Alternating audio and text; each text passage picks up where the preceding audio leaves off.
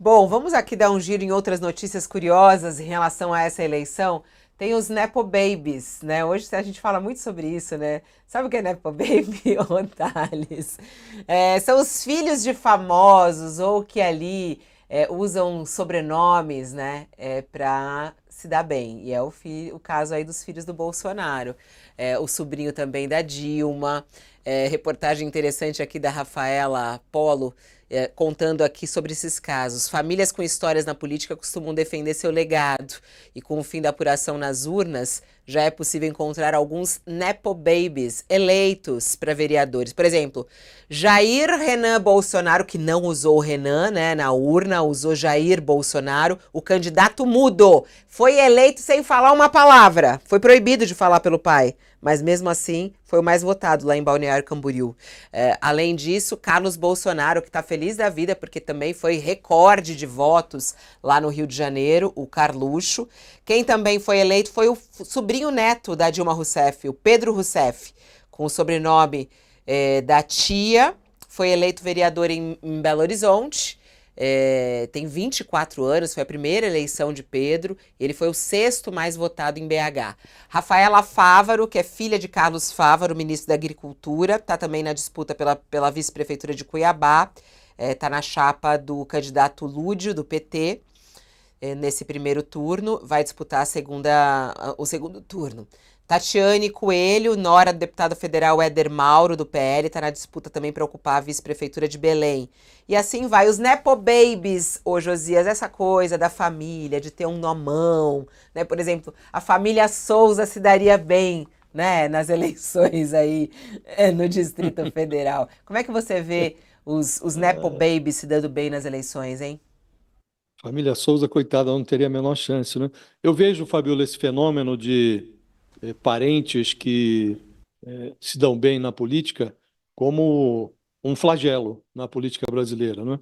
O próprio João Campos, que é o namorado da Tabata, que é um jovem muito talentoso, ele eh, faz uma boa administração, ninguém chega a uma eleição, uma reeleição no primeiro turno com a folga que ele obteve, se não tiver uma administração muito bem avaliada, né?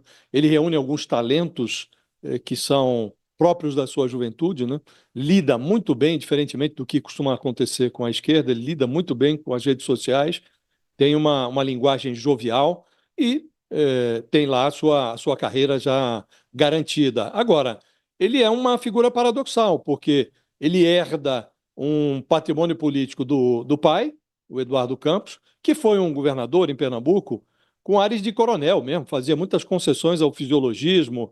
E aqui o João Campos é beneficiário desse filhotismo, que é um fenômeno muito comum na política brasileira. E isto ocorre porque a estrutura da política foi montada para que não exista renovação, para que essas famílias eh, eh, se mantenham indefinidamente no poder. Então, hoje tem um orçamento que privilegia a distribuição entre os parlamentares. Esses parlamentares mandam o orçamento para os municípios, que são os seus currais eleitorais. Eles reforçam as suas posições para a eleição do próximo Congresso e o Congresso mantém o orçamento na órbita desses partidos. Aí eles recolhem, porque o fundo eleitoral é distribuído a partir de um percentual das bancadas dos partidos. Eles têm fundos eleitorais extraordinários e quem controla esse fundão são os donos dos partidos, os caciques que mandam nos partidos. E eles distribuem o dinheiro como lhes convém para os familiares daqueles que já estão na política ou para os que querem renovar os seus mandatos. E a hipótese de renovação da política, ela vai sendo empurrada com a barriga indefinidamente. Então você tem aí o menino Jair Renan, por exemplo, foi lá para Balneário Camboriú, ele teve uma das maiores cotas de fundo eleitoral que o PL enviou para todo mundo que disputou vagas de vereador. Ele foi pelo teto ali, roçando o teto. E o personagem não abriu nem a boca. O pai o proibiu de abrir a boca. E ele foi eleito lá, na base do filhotismo. O Carlos Bolsonaro é eleito, reeleito. Agora o pai dele está pensando, inclusive, na eleição de 2026, em enviá-lo para o Mato Grosso, onde o bolsonarismo é pulsante, é forte, para tentar elegê-lo senador. Aí ele daria um salto, né? Ele que vem se eternizando na Câmara de Vereadores do Rio de Janeiro, poderia se candidatar a senador pelo Mato Grosso do Sul. Então eu vejo isso, Fabiola, essa reiteração de sobrenomes, sobrinhos, filhos, herdeiros de patriarcas da política, vejo isso como um grande flagelo e uma debilidade da política brasileira. E você, hein? Como é que você vê essa eleição aí do Jair Renan, o último filho do Bolsonaro que não tinha entrado na política, né? O 04. Agora só falta a filha mais jovem, não tem nem idade para isso ainda, mas todos os filhos na política, um senador, um deputado federal que já está se lançando como candidato a senador para o próximo ano, o vereador no Rio de Janeiro, Carlos Bolsonaro, eleito com mais de 120 mil votos, uma votação expressiva, e aí o Jair Renan, que foi eleito em Balneário Camboriú, vereador por lá, sem abrir a boca, hein, Thales? Olha, Fabiola, é preciso que se diga que essa expressão Nepo Babies vem de nepotism babies, ou seja, uma tradução não literal é filhos do nepotismo. Num país onde as eleições são financiadas pelo Estado, as campanhas eleitorais são financiadas pelo Estado, é dinheiro público. Então, quando você coloca seus parentes, seus filhos para concorrer, você está. É uma forma de nepotismo. É o que está ocorrendo. Esse caso do filho do Bolsonaro, do 04, não ter falado, por um motivo muito simples. Se ele falasse, ele perdia a eleição, apesar de ter recebido rios de dinheiro público do PL, do partido do Bolsonaro.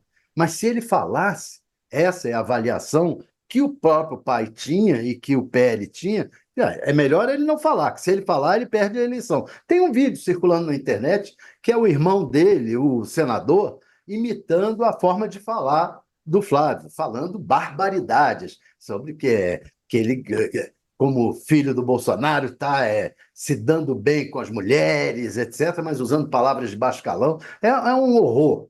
O menino é um horror. É pior que o Carlos Bolsonaro. Quer dizer, e olha que o Carlos Bolsonaro já é um horror.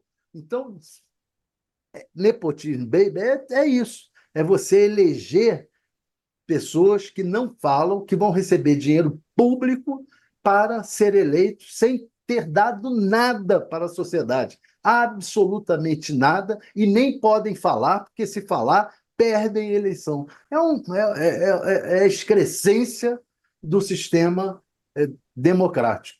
Eu acho que devia ser até haver limitações maiores para esse tipo. A família Bolsonaro está fazendo isso, está crescendo à base de. Crescendo, inclusive, financeiramente.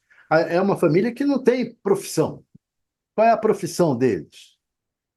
Não tem profissão, nem o pai, nem os filhos. A profissão deles é serem políticos e se locupletarem da política.